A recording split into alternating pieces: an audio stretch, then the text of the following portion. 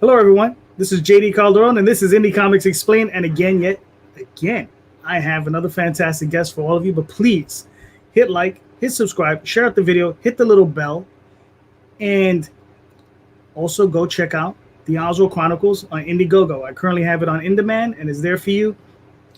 Perhaps the greatest mouse comic going on, adventure comic going on today. But without further ado, here's our fantastic guest, Luke Stone. Hey, how's it going? Hey, it's going good. How you been, Luke? Oh, pretty good, man. Pretty good. You know, it's just a typical Friday around here. So, Cool. Getting some work done, trying to get things ready for a day off tomorrow. So yeah. All right. Awesome. Now, so let's get right into it. All right. So Luke, now obviously, you know, we all get into comics the same way. We're little kids. Somebody hands us a comic book, and we're like, right? But I know there was a comic. Maybe a series of comics that you found that you said, you know what? This is what I want to do. This is the thing. Changed my life. Exactly. Which was that book for you? Yeah. Man, I got to tell you, it's Mike Zeck's run of the Secret Wars in the early to mid 80s, man. I got to tell you, I was just a little guy. My dad brought home a couple of comics, a couple of issues of comics. There was a Spider-Man in there, Captain America, some stuff like that. But I can remember it was, I believe it was issue 3 of that series where you've got the Incredible Hulk holding up the ground, all this so this big massive rock, all brown, and here's the Incredible Hulk holding and saving all these other heroes down there. And man, I'll tell you, I fell in love with that cover. I read that thing from front to back. To start out, I didn't really even know how to read. You know, I learned how to read so I could figure out what was being said in there. So like that enticed me and encouraged me to really get good at reading, you know, so I could understand some of the big words in there, you know, because I was just a little guy. I was like, 5 or so when it came out. And man, I just fell in love with that thing. And then I started drawing every picture, man. I'd take pieces of paper and lay over it and trace it, you know, and try to figure out how did he make that? Those circles, you know, how does those muscles look? How'd they do that? And so I would just do that until I wore that copy out. And I didn't get a new copy of that book probably until about 4 years ago. Wow. I'll tell you, when I found it on the shelf, you'd have thought I'd have found, you know, the most the most expensive, you know, the crown jewel or something. I was so excited when I found that book. Yeah, right. It was nice. No, that's awesome. That's awesome. It's a shame Mike doesn't do more work these days. Yeah, I know. He's an amazing artist who has quite I think it's a real pleasing style. You know, he's real good with his shading and everything. I mean, he's just a really, really solid artist. And I feel like he's one of those guys that doesn't get enough credit. You know, people are always, you know, they're pulling up certain names, and I rarely hear his come up, and I'm like, man, give this man some credit. That's true, because, you know, for me, I know, and I'm guilty of it, because I'm constantly, you know, I'll mention George Perez, I'll mention John Byrne, I'll mention Michael Golden, but Mike Zeck can just as easily be thrown in with any one of those guys. Yeah, just as easy. Yeah, you start hearing names like, you know, Neil Adams, things like that. You know, all great artists. Yeah. You know, people refer to Jack Kirby all the time, but really, you know, as much as Jack Kirby, George Perez, and them might have influenced my art, it really comes down to Mike Zeck. You know, and you know, the thing. I haven't ran into him at a convention yet. You know, hopefully there's going to be a day when I do, and I'd be like, you know, I don't know. I don't fanboy very much at all. Like, you know, that's not. I've met some other people that are, you know, they're creators. They draw. That's what they do. They draw for a living. I like to do that too. But I think if I ever met Mike, I'd probably trip over myself. You know. Yeah, I met him probably about 2 or 3 years ago at a show out here. He recently started doing shows, because for a long time he hasn't done it. I mean, and he just showed up, and I was like, oh wow. And it's funny, I'm very conflicted. I was very conflicted because I almost bought a Captain America print from him. Yeah. But my rule now is if I buy a print, I gotta hang it up. Okay. Okay. But I was like, do I really want a Marvel property hanging on my wall? Because I'm straight up indie guy. You know what I mean? Yeah. But I love Mike Zeck's work, and it's a beautiful piece, and I'm just like, it's just killing me. You know, it's just killing me. So what did you wind up doing? I ended up not buying it because I just couldn't. I can't have it hanging on my wall. Man. I just can't. You know, it's just weird. gonna have to find his people and like reach out to him and commission him for a cover or something, you know. Oh yeah, well, yeah. Well, that'd be awesome. Yeah, I know that's expensive because I think the reason he doesn't work in comics is because he's priced out, meaning his rate is so high. Oh yeah, I can imagine. Because you know he was from the early '90s and he was the peak. Secret Wars, his Punisher run, and what is it? The Kraven's Last Stand. Yeah. You know, incredible stuff. Yeah. And I just think he's priced out. You know, like he's like they'll be like, we just can't afford you. Yeah.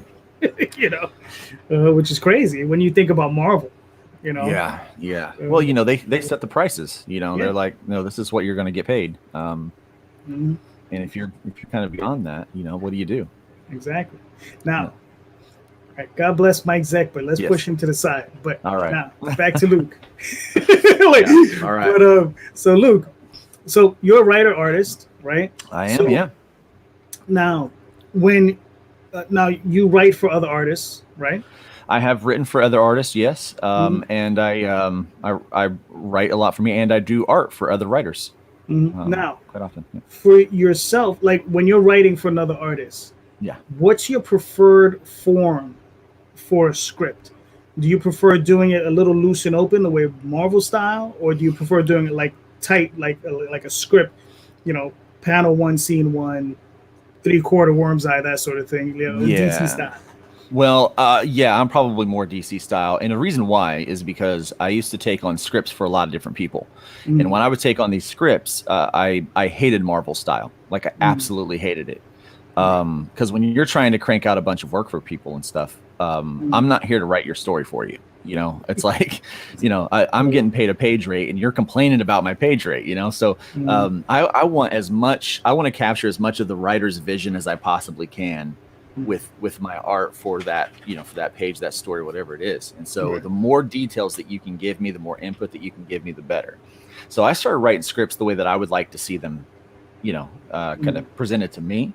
And so even the stuff that I draw for myself, I usually have, because I'm working on so many different things at once, I try to piece out the tedious things, you know, like if I'm coloring, I never flat anything that I ever color. If I, you know, when I'm doing sequential pages, I usually hire out someone to do layouts for me.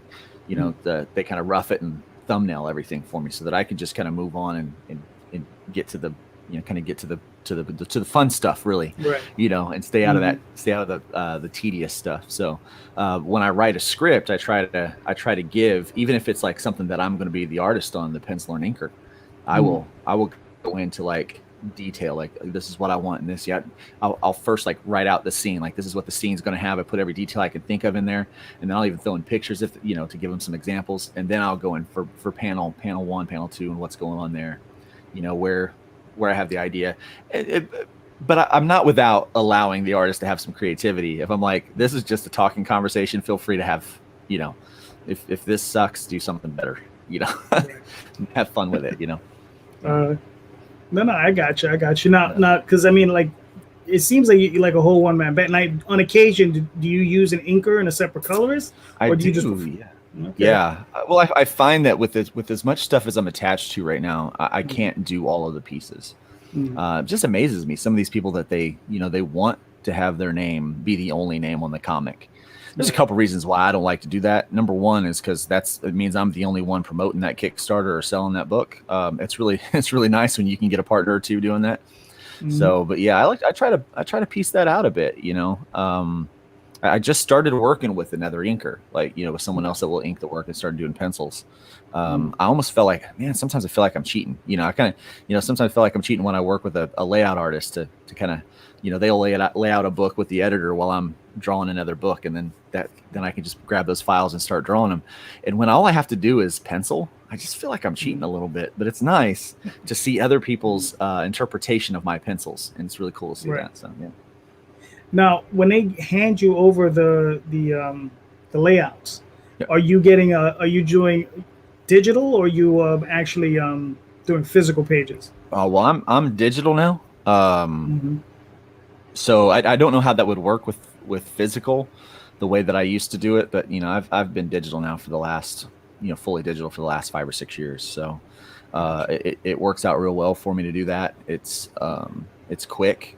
And because I transfer with all the artists that I'm working with, having to print and scan and stuff was just a real pain in the neck. And now with technology the way it is, all of my techniques and my process for traditional art, I do all that. I don't use any of those digital tricks that people have, like I don't do any of that stuff. Like if it says to draw the same frame twice,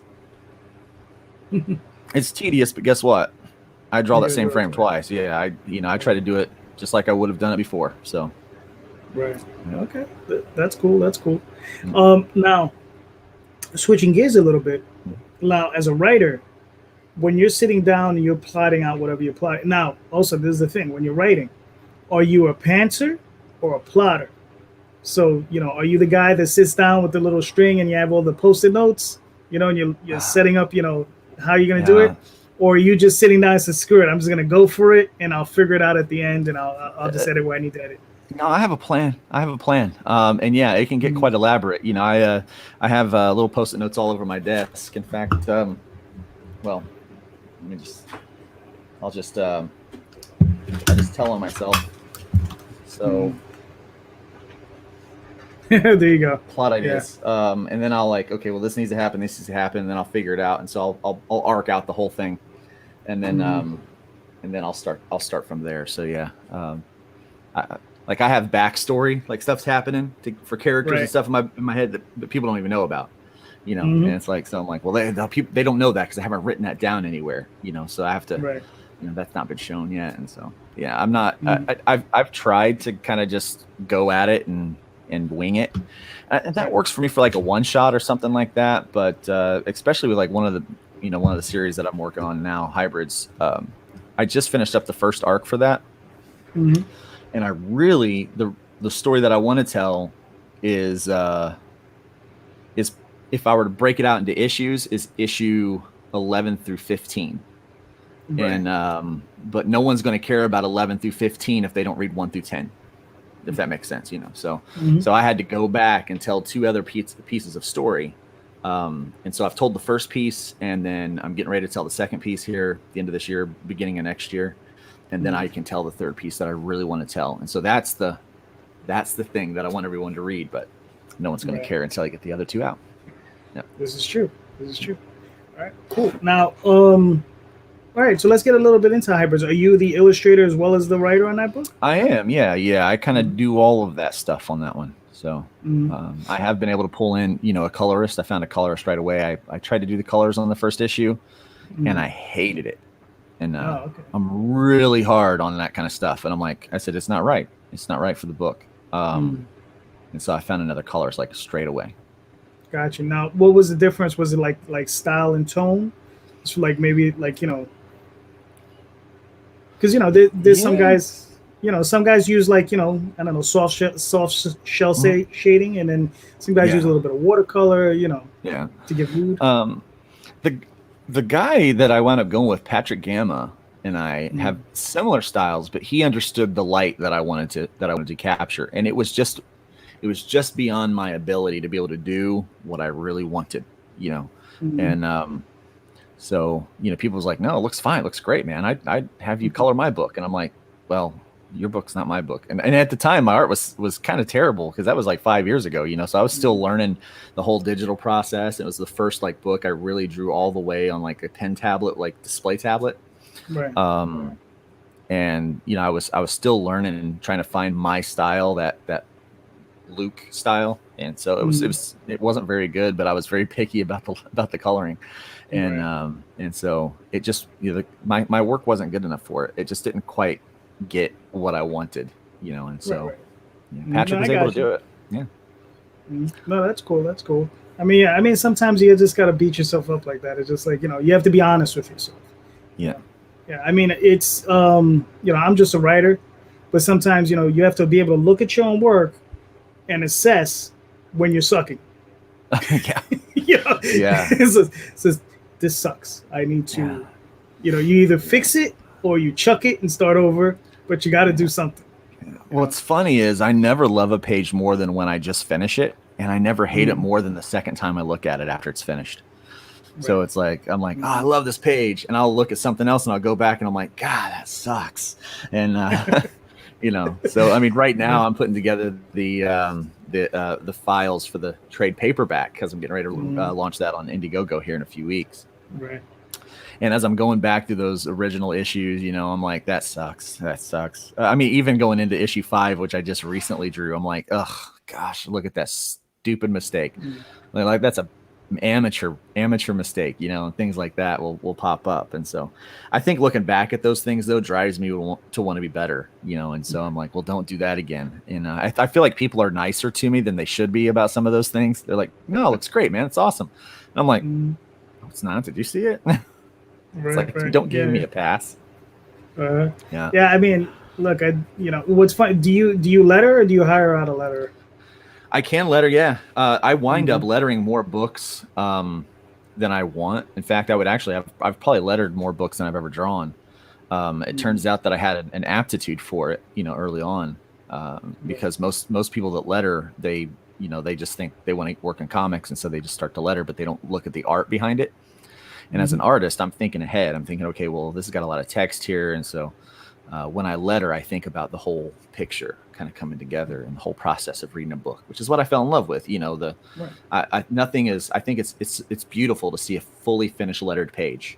Like the page isn't done until I see lettering on it, and I think it's gorgeous when I see that with that lettering done on there. But so I wind up doing a lot of lettering, and I've lettered for a lot of people, but that's usually to save money, because that's right. Because things can get tight. But man, if the book is selling, I'm hiring that out. I'm like paying people to letter. No, I got you. Yeah, because I mean, for myself, like I letter, and then I've just recently went through a spate of relettering, right? Yeah. I've been working on a project forever, and it's just like, okay, I looked at some of the older stuff. I'm like, yeah, I think I need to rework this. So I went ahead and relettered a whole bunch of it, and then I just finished most of it a few months ago, and then I had some of it printed up, and I'm looking through one of the issues, and I'm like, damn it, I need to touch that up. Man, I know exactly what you're doing. I used to try to not have an editor. Again, some of those things that little mistakes that you make along the way, you think, well, I can't really afford an editor.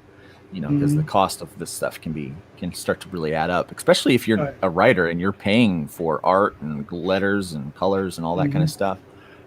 It can get a little crazy, and so you don't want to. You gotta try to cut corners somewhere, and usually where you cut corners is the editor and the letterer, and those are two areas that I try to tell every new creator is like, whatever you do, don't cut corners there. Right. Yeah, I know, because it's rough. I mean, you need those things, but it's sometimes hard. It's just like, oh man, what am I gonna do? Absolutely. But fortunately, I have friends. I was like, all right, here, read that. tell me where I'm messing up. Yeah, my wife would always be my proofreader. Of course, she's not a comic fan. In fact, she's just now starting to warm up to comics as a legitimate medium for kind of communicating ideas and story. But for a long time, she was like, they're just picture books, like when are you gonna start working with real books or something like that? So she would always give me a hard time, but she would read through and do that stuff, but she doesn't know what she's looking for as far as like comic editing, like pacing and things like that. So when I started working with an editor in that sense, it would really change things. Right. No, I got you. So now hybrids, what's the crux of that story? What is that about? Oh, okay. So hybrids, it's so several years ago, I was having a conversation with a friend of mine, and we started bringing up so there's this one little particular verse in the Bible in Genesis chapter 6. It talks about these sons of God seeing the daughters of men and taking them as their brides and having babies. And those creatures are called Nephilim. But it turns out that like most major religions have some kind of reference to that story. And so I got thinking about that, and we started doing some research, and we were kind of talking back and forth. And it turns out that those writings predate like any of the Greek god writings that we have, the earliest writings, by about 1,500 years. Wow. And there's some people that are way smarter than me, read way more books than I do.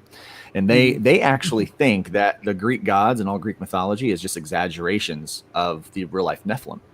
And so, with the 23andMe thing going on and all this DNA talk, it was kind of new back when I had the idea, but we knew that, we really knew about the whole dormant traits and things like that and how genetics worked. And it's like, well, what if, these Nephilim had babies and, and those babies had babies and those babies had babies and, and what if over time that kind of that like hybrid angel human DNA just kind of watered down and, right now they've got, like a little bit of that old angel DNA in them, and it's just laying there dormant, and what if something would happen and it would just wake up? And so instead of like a dormant trait gives you blue eyes or red hair, you'd have a dormant trait that can give you the ability to lift buildings or teleport or control things with your mind or, blast people with heat vision or whatever, just whatever. And so we thought that would be a really cool concept for something that would have, kind of a universe that would kind of create powers and things like that. Like, those nice superheroes. And they said, you should write a comic. And I said, well, I don't want to just write a comic about people getting powers. I said, well, what would be really interesting is if people that got powers, if someone started to abduct those people and you didn't know where they were taking them, or why they were taking them. Right. Well, that idea became a concept and it became hybrids, so that's exactly what happens in our world. Out of nowhere, people start developing these powers like, godlike abilities, and then they start to vanish. These people start vanishing. And so we kind of tell the story through this main guy that you can see behind me, Trash Man. He's kind of like our everyday Joe, everyday, like just average Joe kind of guy until he gets powers. And so we kind of tell the story and introduce kind of this universe through his eyes, but it kind of gets, it gets a lot bigger than him after the first issue. And we find out that people are being abducted. We find out why they're being abducted. Find out kind of the sinister and evil things going on behind the scenes that no one knows about. And that's really what it's about. And so the whole Trash Day arc is really, it kind of spans over the course of a couple of days and just really unleashes a whole lot of action in there. So no, it sounds incredible. Now what, so I know you said you're up to what, issue 6, 7? I've just wrapped issue 5, and we have some kind of like post-credit scene stuff that we've done, and like some little side stories. So some of like kind of like just kind of what I would call like icing on the cake kind of stuff for this arc. It's stuff setting up the next one, and I've written issue 6, and I'm getting ready to work with the editor to kind of make sure we've got everything going well with that. And I've got half of issue 7 written, and I know exactly where 8, 9, and 10 are going. So we're all, we are getting ready to start drawing that thing in a few weeks. So now, what type of like how long do you think this? Because you said you have ideas all the way up to issue 15. Are you going beyond that, or? I don't know, to be honest with you. We've started this company. Who starts a company during a pandemic? Right. This guy, I guess, right? So we started this company called Terraform, and the thought is that eventually, once I get past 15, maybe I'll hand it off to another writer or a group of writers. People that can that might have because they've kind of been invested in the world. I mean, I want to find someone that's a fan, that likes what is there and is not just trying to, add a credit to their to their list, to their resume. Want someone that really wants to, loves the universe and wants to explore the characters and has some fun ideas. And so I might hand it over after issue 15 to somebody else. So that's we've talked about that a little bit. We've had somebody come up and say, hey, I might want to write for it. It's too soon to turn it over. I need to tell through issue 15. I need to tell that story, and then we can start handing it over. But no, who knows? That sounds cool. That sounds cool. Now, you have a current Kickstarter running. I do, yeah. So Voodoo Nations. So what's going on with that one? Man, I'll tell you what, this is a cool story. So I was working with this other company for a bit, and we were looking for. They had a lot of superheroes over there, and we were looking for something that was a little different. And I talked with a friend, had met this guy Travis Gibb online through Facebook and stuff like that, and he had helped me out with kind of spicing up my Kickstarter for the last kind of like the last issue of the Trash Day arc. And after we were done with that, he said, well, maybe, we can help out this company, help them kind of get on the map a little bit, get some notice by doing something that's different, that people might recognize or want to be a part of. And so he pitched something, and it was a superhero story. And I'm like, and he's like, yeah, I can tell you're not interested. He goes, well, I got this other idea. And so he pitches Voodoo Nations to me. He says, I got this idea, about these two missionaries that they're well equipped. Like they got everything they need, like money and resources and stuff like that, to go and help out in this area in Brazil. But, but they're young. They're not they haven't really been equipped to handle really what they're getting ready to jump into. And they meet a guy by the name of Bishop Lucas, who's a voodoo priest. And he just basically completely wrecks their world because he's smarter. He's more cunning. He said the way he described the character, he's kind of like Loki meets Negan. So if you can kind of push these two people together, that's who this villain would be. And then he started telling me more about the protagonist, and I was like, nah, I don't care who the protagonist is. This antagonist is awesome. And I said, who's the artist? He goes, I don't have one picked out yet. And I said, well, you got one. I said, I'm on this one. And so we decided not to. I wound up leaving that company and kind of trying to forge my own way out, a little bit. And so we decided not to release with them, but we're releasing it under his imprint. And I think we're actually going to shop it around a little bit and see if we can't find a publisher that might want it. But man, this story it's wicked cool. It's one of the kind of neatest things that I've done for a while. I'm used to drawing heroes that are punching people out and stuff like that. So this is completely different than what I've been doing for the last few years. And so just this kind of horror suspense, but a really cool nuanced story. But really it just it revolves around the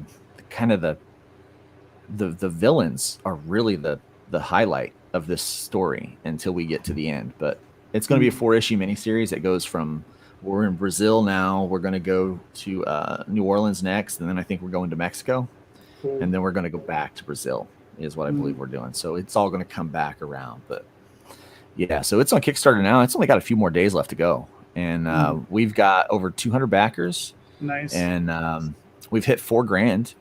Nice. Which is, there's this weird thing that's going on right now for anyone who's kind of established on Kickstarter right now. If they've been there before, what we're running into, and we're seeing, and it's not just us, there's a lot of other ones that have seen this. They're getting really high backer counts, but kind of lower dollar amounts, because I've made more money with fewer backers, which is crazy. But we strategically did this in such a way that we would be able to get more copies into more people's hands. Our whole intention was to get more backers. We wanted to have more readers. And so making money wasn't the big priority, because our overhead's a little lower, because, you're doing most of the work. Yeah, I'm doing a lot of the work, So instead of having to pay an artist a page rate, I'm getting my page rate on the back end, because this is a collaboration between Travis and I. And so it's pretty cool. We got 7 days left, and I think that we can, I think we'll probably hit at least another 500, maybe another 1,000 if we hustle real hard. But man, I'd like to see another 15 backers at least squeeze in there, if not more. So I think it's pretty cool. Yeah, I don't know. I think another 7 days. I'm pretty sure you could raise another $2,000. Yeah, I think you could definitely get it, if not even more. So Yeah. But no, that's really cool, man. Because I've seen similar things too. Because I've run a lot of campaigns, and I was like, my backer count is high, but my dollar amount is low, and it has, because I think what it is just people are just they're more invested in just getting the story rather than the higher tier, original piece of artwork or that sort of thing. Yeah, and the things that's going on right now in our world, things are kind of uncertain. People's, it's back to school time too right now. So, a lot of people are trying to prepare for that. They've got a lot of extra expenses going out for all the PPE and stuff they're going to have. So, so we're looking at that, and it's these people are, but we just want more people reading the story. So we're actually offering free US shipping to anybody.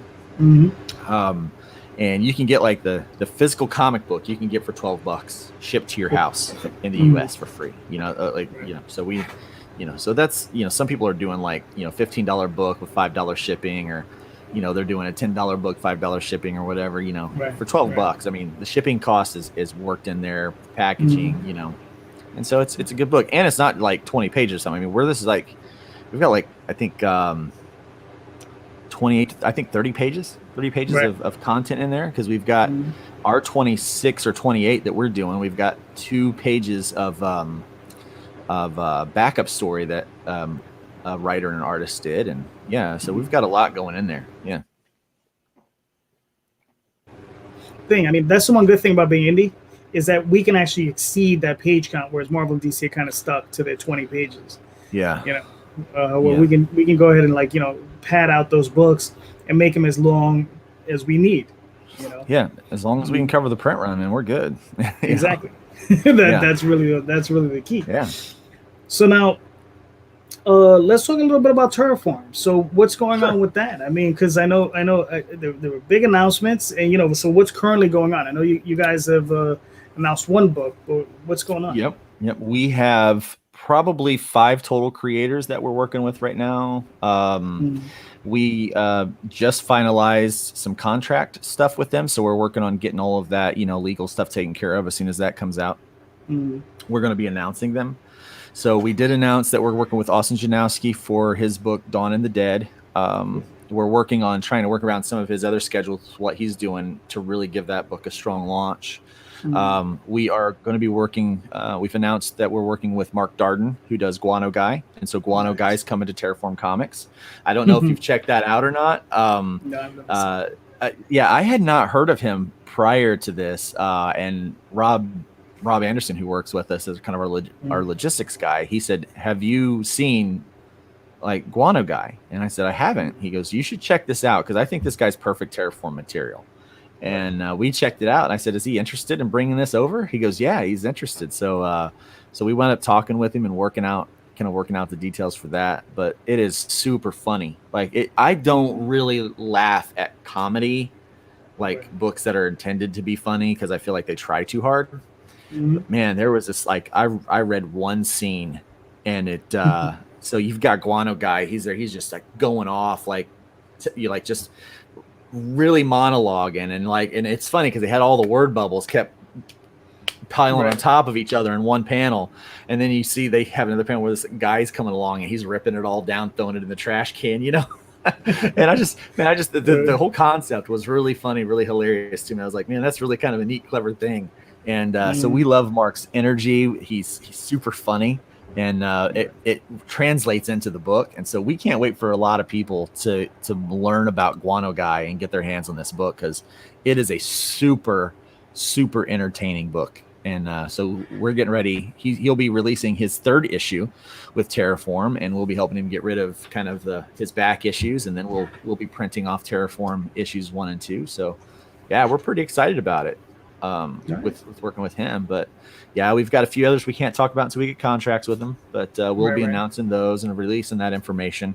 But we'll probably be working with 5 or 6 total creators by the end of the year, along with some original IP material that we're working on. So all of us are kind of bringing something to the table already with what we've kind of been doing, but we have some things that they've kind of become the brainchild of who we are now, this group of creators. And so we're all collaborating, working on some of these things. And so we have some neat titles that are going to be coming out. And so our plan is to kind of roll out that information, every couple of weeks, I don't want to do like that information dump on people. You want to roll it out so you're in the news cycle for people, and just remind folks that, we're coming, check it out. We are working on changing the landscape of comics, so whatever that means, we're going to try to do it. That's cool. Now, I mean, is your intention to like roll through Diamond? Yeah, actually, well, we really learned something during kind of the great pause, when pencils went down with the big 2, and Diamond kind of, they shut down for a minute. Anybody whose business model depended on Diamond to get books into the customer's hands pretty much had to go pencils down. They had no other options. But what I saw in the indie community was a lot of them weren't dependent on Diamond in the first place. And so they were able to really get books in hands of the readers, and the readers were hungry for it. And I think it's, there was this weird thing that happened at the supermarket, JD. I like kielbasa, the sausage. I love a good, like smoked sausage. So I went, and I'm normally like the country jack or whatever it is, the lumberjack stuff, right? I'm normally that guy. So I go there, and what happened was everyone freaked out, when COVID first hit. And so I go and it's all gone, and so I wasn't able to get the stuff I normally got, but they had all the Georgia Boy stuff still down at the bottom. So I was like, well, I guess I'm buying Georgia Boy today. So I bought Georgia Boy. Well, what happened was I took Georgia Boy home and I cooked that stuff, and it was better than lumberjack, but no one knew. Everyone knew the other one they thought it was better, but they never tried the one below because it was cheaper. They always thought, the one they put right up here is the best one. Well, I kind of feel that, now I'm a Georgia Boy guy. I bypass the other one. I go straight down to the Georgia Boy. And now Georgia Boy is gone because a lot of people have figured out that they were better than what they thought was better. And I find that that's what's happening in comic books right now. People thought that Marvel and DC were the best. And so, but when Marvel and DC ran out and they didn't get any new content, they still wanted their stories. They still wanted they wanted adventure. They wanted entertainment, right? So they went to where the entertainment was there. So I'll just pick up this, or I'll pick up the higher, I'll pick up these indie books. And I think what people are realizing is that some of that indie content is better than what's coming out from the main two. And you're seeing that switch. And so I think when it comes to terms of distribution, what I learned is you can't put all of your efforts into a single outlet. And so, we're going to go the route of Diamond, but that's not going to be our main source of distribution. We're actually looking at another company called Liberty that is kind of geared more towards indie books. And so we're working at that. We're going to look at some of those other distributors that are coming out. And then we're also working on kind of, a direct market to our fans. And obviously, there's Indiegogo and Kickstarter. We're going to be using those as means of distribution, and so that we're definitely not just sticking with one. We realize that fans are going to shop where they like to shop. It might be Amazon, it might be whoever, wherever, and we're going to make sure we're putting our books out there for those people. Gotcha. Have you guys reached out to Lunar and UCS? We have not. It is on the radar. We have just now started getting some Terraform branded books printed. So Hybrids is now available with the Terraform logos on it. Cat Dad and Supermom will be available with the Hybrids logo, not Hybrids, with the Terraform logo on it very soon. So we're getting that. And so we want to have we want to have the print material with the logos on it and stuff before we really start pitching to some of these places. And so, so we're working on that. And so we'll do our first pitch packet for these places to try to get those titles picked up. Right. And then, we've got several more things coming up too before the end of the year. That's going to be, going in there. So this is kind of revving up towards 2021. Right now, and so we've got it's all that logistical work, the details, the boring stuff. Trust me, I know. Yeah. But now are you guys gonna go? Well, obviously you're doing digital, for the smaller stuff. Are you guys gonna be looking to go offset? Big runs, 3,000. You know how it is. Yeah, it's a lot of books. Yeah, actually, we are. And we've got we've kind of been shopping out printers and stuff for that.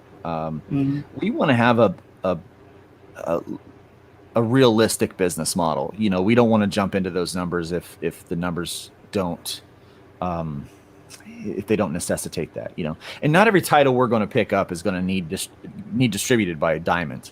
Some titles we pick up are going to need distributed by Diamond. Yeah. But we're, so we're not looking to go upside down on any of the projects that we're doing. And so we're going to still be very conservative with that. We believe a conservative business model is going to be a big part of our success over the course of the next couple of years. Right. Especially when you look at some of what these other companies. There's no way that we can compete with a Marvel or DC because they've got resources and deep pockets. Yep. Where we don't. We're Mhm. indies, but we do believe we can punch through that ceiling, punch through those walls together, and get the books out there. So our plan is to go in those numbers, but we're going to take our time to get there. Gotcha. We're not gonna, we're not gonna take out any mortgages or anything in order to print 3,000 copies of a book that we're not 100% certain that's going to sell 3,000 copies. So early on, I've been self-publishing forever, but when early on, I met a couple, fantastic people, really nice people, and we were sitting next to them at a show here in New York, and they were like, "Oh yeah, we're $27,000 in the hole," and they had mortgaged their house, and I was just like, "Wow," and I mean, I was just like, "Yeah." So early on, I learned that lesson. It says, "No, don't do that," Well, it's possible. It's possible to make comics and to get books in people's hands and not go in debt. It really is. Oh yeah. You just have to be smart about it, and you have to have a plan moving forward. Yep. And you can't, there's times to take risk and there's times not to take risk, and that's really the ballet with it all. When you're doing something like this and working as a publisher, is understanding when to take a risk and when to chill out. Right. Now, one of the other questions I got for you as far as the publishing is, are you looking to go, let's say, the alternative route, maybe printing on newsprint, or are you looking to go with the more fancy stuff? Well, so that's a really good question, because we've asked ourselves that a lot too. But there's a model for both, we think. So we know that there's a model for collectors. And so we're going to have options for collectors, people that want the high-end covers, that want we do have a base model, like a floppy. And so we're looking at our pricing for base floppies, kind of just a regular shelf reader that is able to be collected, but it's not like, but it's not like the real, like, nice chrome covers or thick, like, covers, shiny covers. So we're going to have different options available for those things. But we also looked at our models like, well, how can we also make a version of what we have in our collectible floppies as a newsprint? And so we're actually looking at how to do that and make that, what we call reader copies. Right. Because we understand that, right now, in order to make a decent book, a 24-page self cover, regular floppy, we're even seeing Marvel and DC move their prices up from their $3.99 to $4.99 on those, right? On their base comics. And so now we all know those are 32-page self-cover books, but there's only 18 to 20 pages of story in those. The rest is ads. So I'm actually looking at, like, the content that the reader's getting. So when we give you 20 pages of art and story, and then 4 pages of cover, that's the self-cover for anyone that doesn't, anybody that's watching or listening that doesn't know how we talk about those things. So the 24 self-cover, which is 20 pages of story, we know that we're going to price that at the same price that they are. But right now, like, for the smaller presses and self-publishers like yourself, we have to price those things out at about $4.99 in order to be able to make a viable living off of it. I have sold books at $3.99 and made a profit, made living off of it, but not much. I mean, I had to, it's really hard. It's really hard to do that. And most people would be willing to go that extra dollar to help out somebody that's getting more of that money themselves, right? So there's that.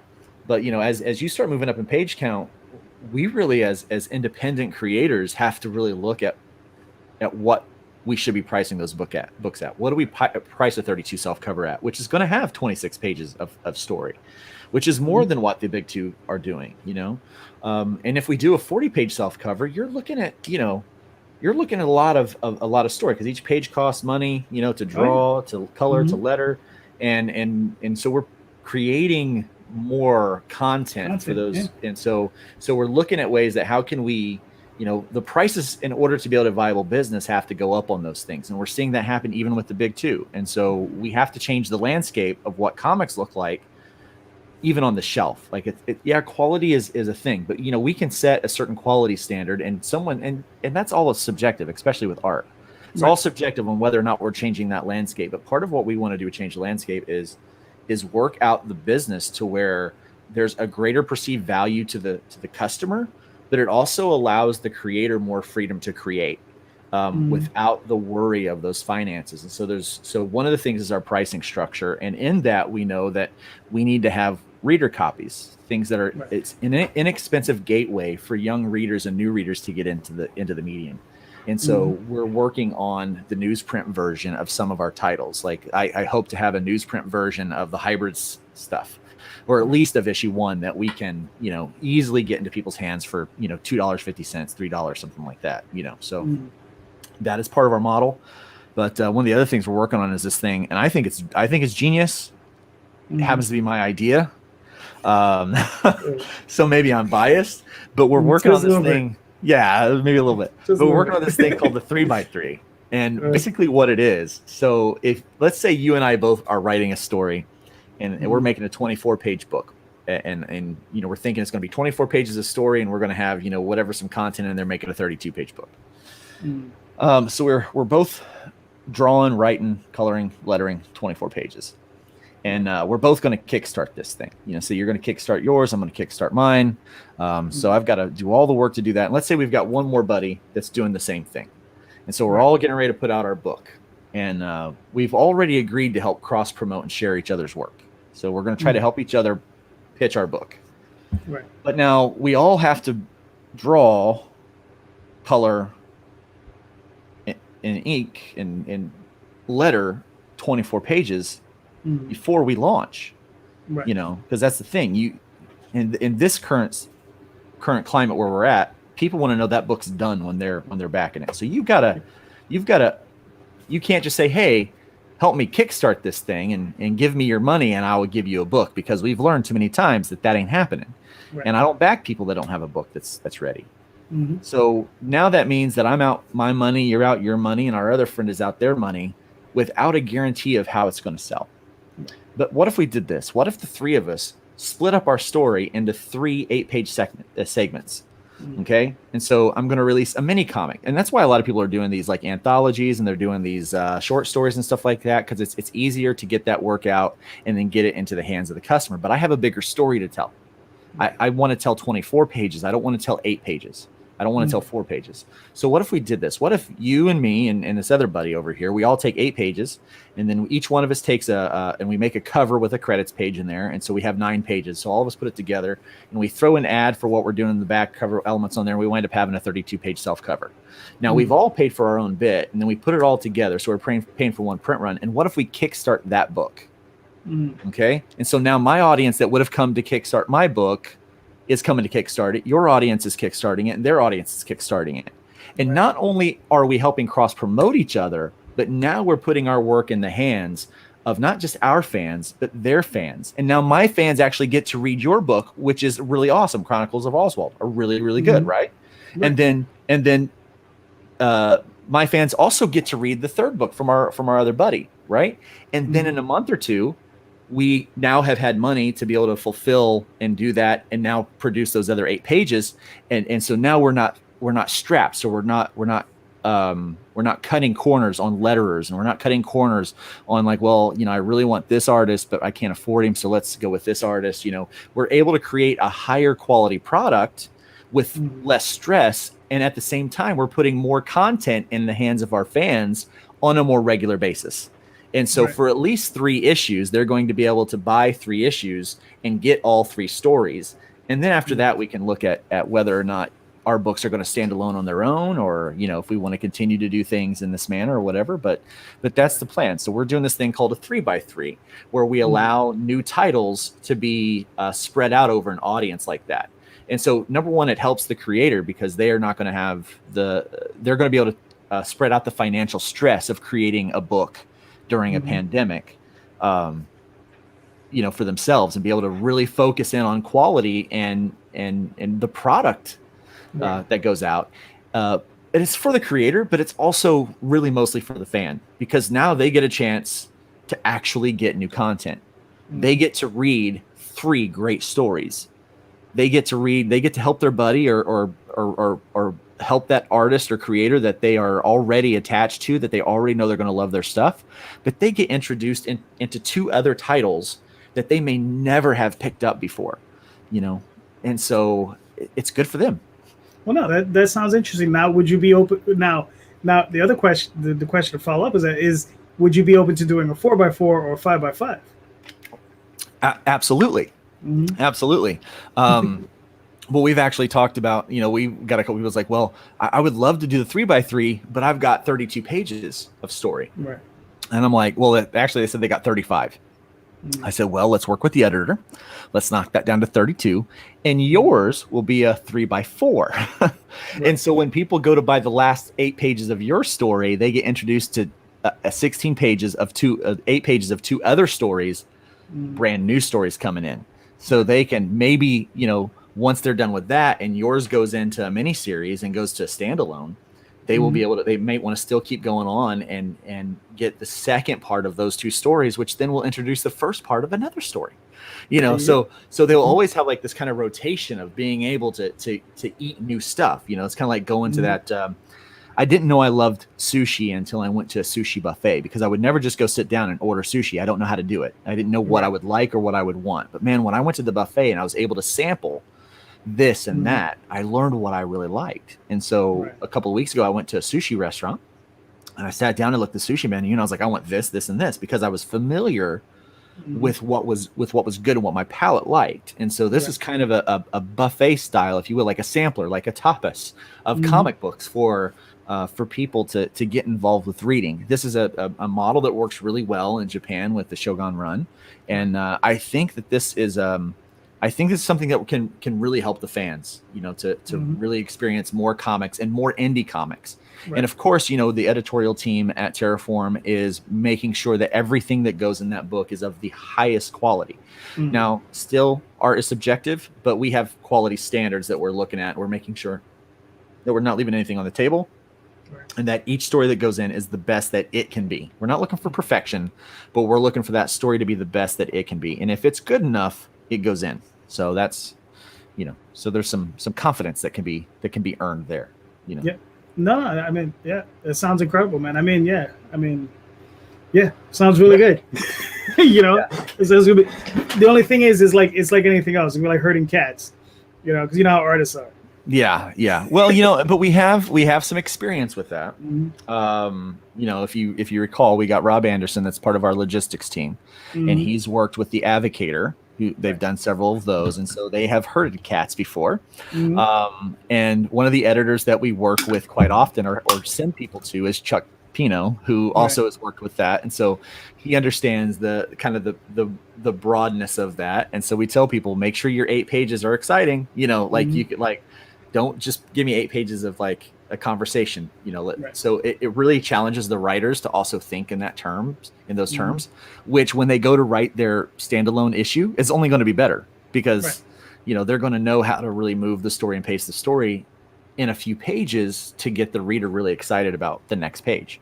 And so it's going to be a little bit like herding cats. So it's not everything we're going to do is not going to be that, because we don't want to kill ourselves and frustrate ourselves with that. So we are doing miniseries and one shots and stuff like that. And I have a few stories that, that I'm writing that are only going to be 8-page. They're going to be sequential stories, but only 8 pages. And so it'll go in here like, maybe we need a break. Something happened with the production team, because this happens all the time. Somebody got sick, someone's mom, family member or whatever. And so you will have these other backup stories that we'll throw in there. And so we'll be able to introduce these other stories. One of the things that a book called Worst Day Ever that I started a long time ago, I had originally planned that it was going to be 12 issues with the writer. And so the writer did a really good job of kind of taking this series of blog posts that I wrote and building a comic book series off of it. But, the more I look at it, and he kind of rewrote that down to be in 2 volumes, like 2 100-page volumes of trade paperbacks. And I was like, it's always was supposed to be a short blog, the story's not long. But for him to tell his story that he was putting in there, it needs to be long.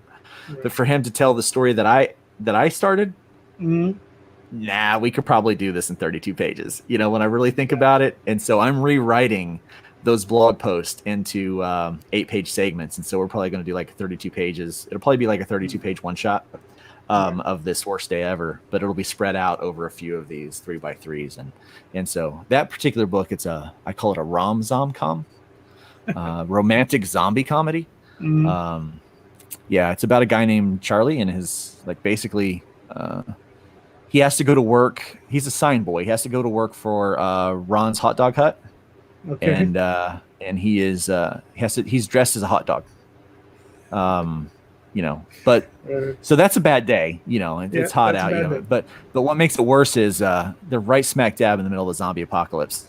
And Mhm. so, going to work dressed as a giant meat stick with these, raged out, hungry zombies but man, his life sucks. Like Yeah, he's it's kind of that not having a consummate. good one. Yeah, he's like the consummate loser. He's in love with the local barista. He's got Uh, a crush on her, but she sees right through him. And, right. and yeah, so yeah, that's a fun one. Mhm. No, that sounds cool. That sounds cool. All right, cool. All right, look, we've been at this for a little while. Yep. All right, so we're coming close to the end.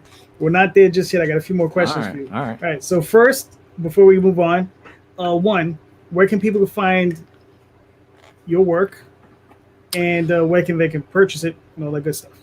Sure. Yeah. Well, you can find my work at lukestonestudios.com. You can find kind of all my links there.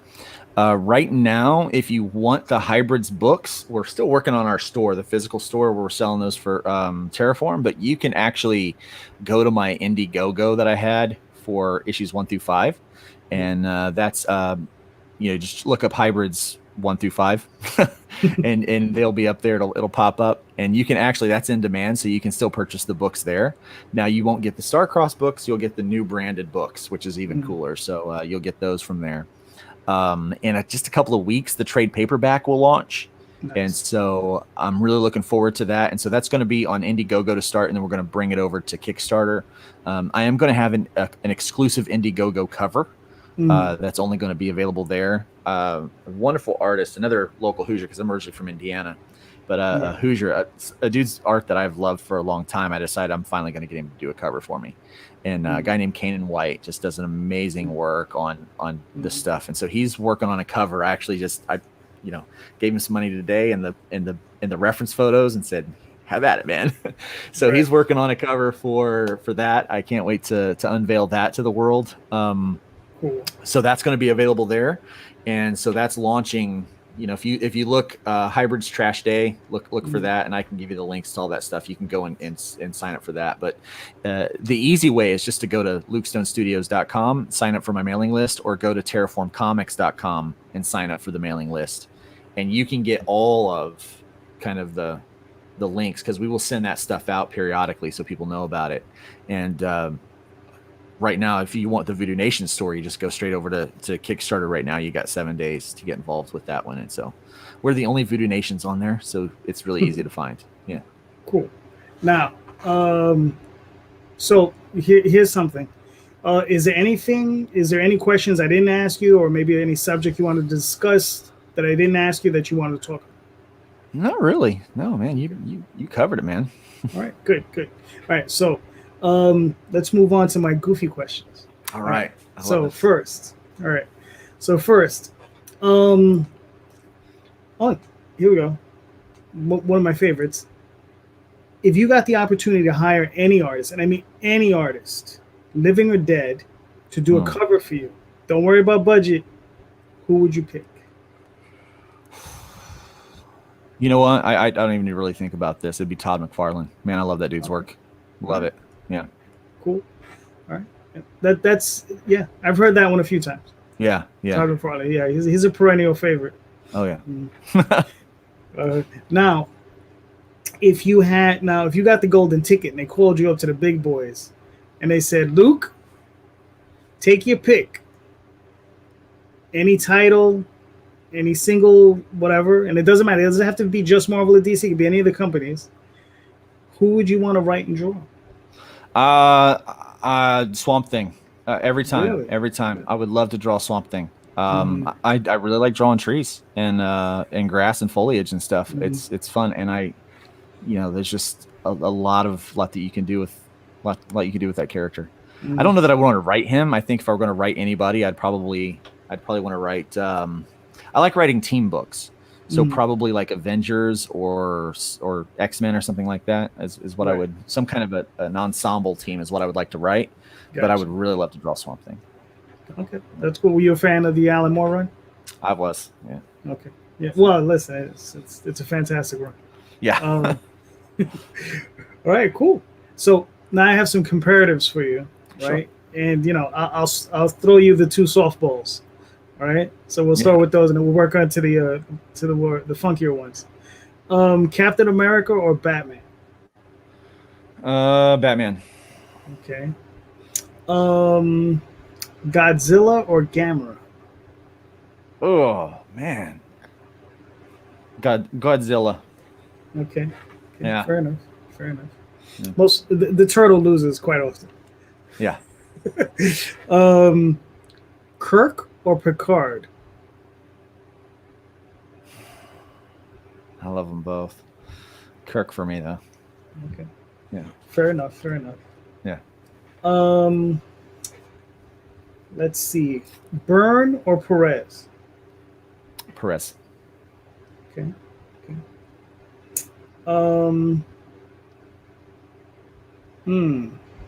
Frank Miller or Alan Moore, and why?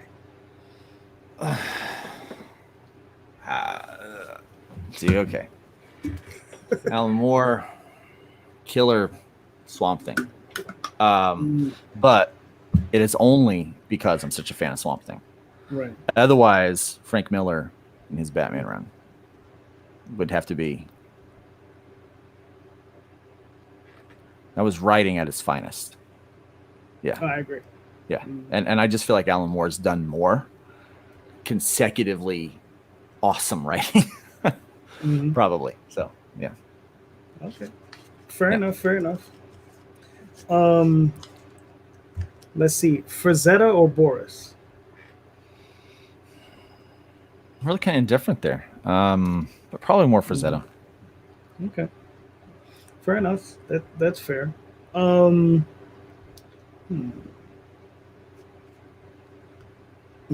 That's not fair. I was about to ask you Todd McFarlane or Arthur Adams, but you already answered that question. Yeah. So you already answered that one. Are you a horror fan?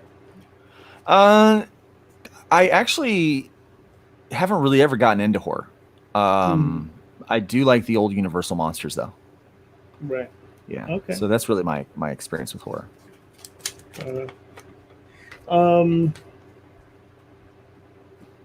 Ooh, damn, you already answered this question too. All right. That it's funny because there's some, you give one answer, you just kind of like, it's already given away. Next gen or DS9? That was a tough one. I feel a little more akin to next gen. Yeah. Okay. Fair enough. Oh, here's one for you. Stan Lee or Jack Kirby? Is there one without the other? Of course there is. Yeah. I feel like one made the other. I feel like the two of them, like that was like the greatest team up in comics history. I mean, comics was dying, and they revived it with Ditko. But I will say this, and God, please don't crucify me. I'm going to say Kirby because I enjoyed his writing more than Stan Lee's in the sense that Stan felt like he had to tell everything that was already shown in the panel. But Kirby has the artist heart, show, don't tell. And so I kind of feel like I lean more towards Kirby's work, especially with the New Gods stuff. I just recently started to get a hold of some of those things and read them. And I really kind of like that. So though it's hard for me to pick, I really have to lean more towards my pencil buddy. Jack the King Kirby. Yeah. All right. Listen, that's very fair. That's very fair. All right. Well, I'll ask you a couple more and we'll wrap up. All right. Terminator or RoboCop? Oh, Terminator. I love RoboCop. Don't get me wrong. It's a great movie. And even the comics are fun, but yeah, Terminator. Okay. Neil Gaiman or Grant Morrison?